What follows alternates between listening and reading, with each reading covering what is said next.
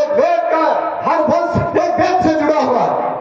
वेद को सरलीकृत किया हमारे ऋषियों ने, जिसने सरलीकृत किया, 4 भागों में बांटा, उसका नाम आप नहीं जानते हो, उसको वेद व्यास करके पुकारते हो, उसको कहते हो कि पराशर की संतान है। उनका नाम है अंतरात्मा, अपरांतरात्मा। अपरांतरात्मा जी महाराज वेद को 4 भागों में, उस ज्ञान को 4 भागों में विभक्त किया। उसके बाद के जो ऋषि हुए, वेद को उपनिषदों में लाए, उसको और सरल किया तो उसको शाखा बनाई, उसको और सरल किया तो गृहसूत्र बनाया। उसी गृहसूत्र पर हमारे 16 संस्कार निर्धारित होते हैं। अब हम उस गृहसूत्र के अनुसार 16 संस्कार नहीं करते हैं। एक ऋषि हुआ दयानंद सरस्वती, अभी हाल में हुआ, हम सब लोग उसका नाम जानते हैं। उसने कहा कि वेदों को चलो, इस पंडाबाद को छोड़ो। लेकिन हम पंडाबाद छोड़ने को तैयार नहीं है। हम अपने घर में एक औरे में संतुष्ट हो जाते हैं, किसमें कि हमारा सब कुछ लाभ हो जाएगा, सब ठीक हो जाएगा। किसमें? सत्यनारायण की कथा में। उसमें बाभन बनिया की कथा सुनाई जाती है, लेकिन वह अक्षर में बड़ी शक्ति होती है। वह अक्षर जो सत्यनारायण कथा का अक्षर है, वो किसी को बताया नहीं जाता है। यहाँ इतने लोग बैठे हैं, सत्यनारायण की कथा सुने होंगे, बाभन बनिया की घटना के अलावा वो महाअक्षर जो सत्यनारायण कथा में किसी ने सुना है? नहीं सुनेंगे। वही तंत्र है, वही प्रयोग है हमारे क्षेत्रित्व को समाप्त करने का। हम राणा प्रताप का जयकारा करते हैं। जिस धरती पर हम बैठे हुए हैं, इस धरती पर बड़ा सूरवीर हुए, त्रिलोक चंद्र जी हुए, राणा बेनीबाधव हुए, उनसे बड़ा अंग्रेजों का कोई प्रतिकार नहीं किया था। हम अपने सूरवीरों का नाम नहीं लेते, राजस्थान के सूरवीरों का नाम लेते हैं। जब कहीं बात होती है अंतरराष्ट्रीय स्तर पर क्षत्रित्व की, राजपूताना की, तो राजस्थान का नाम आता है। क्या राजस्थान से कम क्षत्रिय उत्तर प्रदेश में या बिहार में हमारा नाम क्यों नहीं आता है? इस पे गौर करने की बात है। हमारी पदवी होती है। मैं लखनऊ में एक कार्यक्रम में बोल रहा था, वहां एक शत्रुघ्न सिंह जी बैठे हुए थे। उन्होंने अपना नाम लिख रखा था कुंवर शत्रुघ्न सिंह जी। मैंने कुंवर की बात बताई, कुंवर लिखने का क्षत्रिय में किसको अधिकार है? ये हमारी पदवी है। जब हमने बताना शुरू किया तो उनको लगा कि ये हमारे प्रभाव को समाप्त कर रहे हैं। हमारा जो नाम दिया गया है कुंवर, ये हमारी प्रतिष्ठा के कारण है। प्रतिष्ठा के कारण नाम नहीं दिया गया।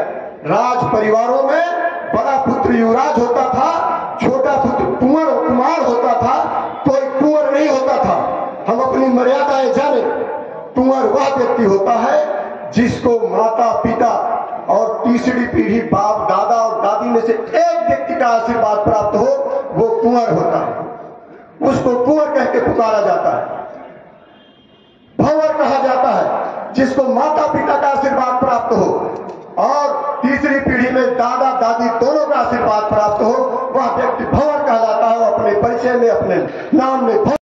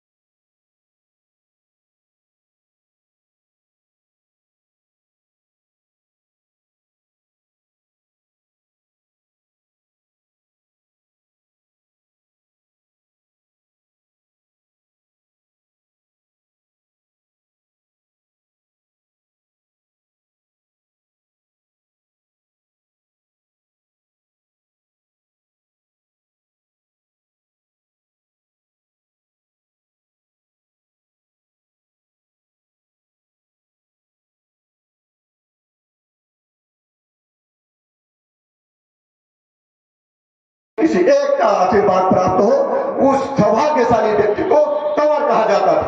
हम सब लोग ठाकुर लिख लेते हैं अपने नाम के आगे। ठाकुर लिखने का अधिकार क्षत्रिय मर्यादा उसको देती है जिस व्यक्ति का माता पिता का निधन हो गया और उसके ऊपर स्वयं ईश्वर का आशीर्वाद आ जाए, क्षत्रियों में वो ठाकुर होता है। लेकिन अब हम अपने नाम के आगे ठाकुर लिखते हैं। हम अपनी मर्यादाएं कितनी भंग करते चले जा रहे हैं। अभी हमने ध्वज लगवाया, परम पूज्य केसरिया ध्वज लगवाया। हमारे समाज के लोग ध्वज और ध्वज की मर्यादा भी भूल गए।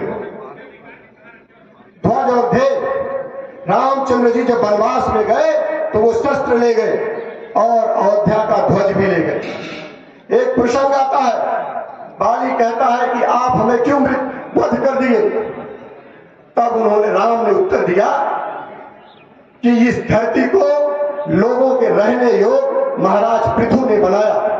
ये पृथ्वी पृथु की ऋणी है। इस पृथ्वी पर जहां भी अपराध होगा वहां अयोध्या का ध्वज और ध्वजवाहक होगा, उसका वध कर देगा। ये हमारी मर्यादा के अनुकूल है, प्रतिकूल नहीं है, इसलिए तुम्हारा वध किया गया है। ध्वजों में उसने एकता बनाई, एक ध्वज बनाया और 2005 में हम सभी जानते हैं उसके प्रयासों से सत्ता आ गई। क्षत्रियों का ध्येय ही सत्ता है। देश 75 साल से आजाद हुआ है और हमारा ध्येय सत्ता हमसे दूर चली जा रही है। और जो भी सत्ता के निकट है उनको भी जब कुर्सी आती है प्रमुख पद की हटा दिया जाए। ये सारे जो व्यवस्था किए गए हैं। अभी मैं रास्ते में आ रहा था, हमारे मित्र ज्ञानेंद्र जी हैं, पत्रकार वेलफेयर एसोसिएशन के राष्ट्रीय अध्यक्ष, उनसे चर्चा हो रही थी तो उन्होंने कहा शीत युद्ध हुआ अमेरिका से, सोवियत संघ रूस से, गोला बारूद नहीं लगा, बहुत हानि हुई। ये शीत युद्ध हुआ, हमारे साथ शीत युद्ध हुआ, हमारी बहुत हानि हुई है, आगे भी हानि होती रहेगी यदि हम समझदार नहीं हुए। हमको समझदार होना पड़ेगा, हमको समझना पड़ेगा, हमारी जो भूलें हैं उसे स्वीकार करना पड़ेगा और उसको वापस समाज में लागू करना पड़ेगा। देवी सिंह जी महार IPS है, पूर्व IPS है, उन्होंने किताब लिखी है हमारी भूलें, उसमें 29 भूलों का जिक्र किया है। आपको कभी अवसर मिले, आयुवान सिंह संस्थान से वो किताब छपती है, वो लेके पढ़िए और आपको बता देंगे कि आप कहां से कैसे गड़बड़ हुए, आपका उत्थान कहां से होगा। बंधुओं, हम सबको अपना जो जातीय प्रमाण है उसको दिखाना पड़ेगा। आज हमारे घर में इतना धर्म भ्रष्ट हो गया, मैं देखता हूं किसी के घर में पुत्र है, माता पिता है और उसकी पत्नी, जब वो दिवाली का मीठा लाता है तो देखता हूं अपनी पत्नी के लिए 600 रुपए किलो का, 1000 रुपए किलो का लेता है और माता पिता के लिए 300 रुपए। ये हमारी बुद्धि है, ये सतोगुणी बुद्धि है। ये रामचंद्र जी यही बुद्धि देके गए हैं, युधिष्ठिर यही बुद्धि लेके गए हैं। इस बुद्धि से कोई राजसूय नहीं कर सकता, सतोगुणी बुद्धि से राजसूय कर सकता है। हमारी बुद्धि कुत्ते की बुद्धि हो गई। कुत्ता वफादार प्राणी है, उसकी वफादारी रहती है, लेकिन कुत्ते की मां को मारा जाए और वहीं उसको रोटी दिया जाए, वो रोटी खाएगा, अपने मां के दर्द का प्रतिरोध नहीं करेगा, कितना भी भूखती रहे। आज क्षत्रियों की यही स्थिति है, यही स्थिति है क्षत्रियों का। उसका भाई मारा जाता रहता है, वो हंसता रहता है। ये स्थिति है क्षत्रियों की। चींटी बहुत छोटा जानवर, आपने कभी रास्ते में जाते हुए देखा होगा। चींटी जब एक आह्वान करती है तो घायल सर्प को खींच ले जाती है। खींच कैसे ले जाती है? अपने समाज के बल पर खींच ले जाती है। क्या सर्प एक चींटी खींच सकती है? लाखों चींटियां इकट्ठा होती हैं तो सर्प को खींच ले जाती है।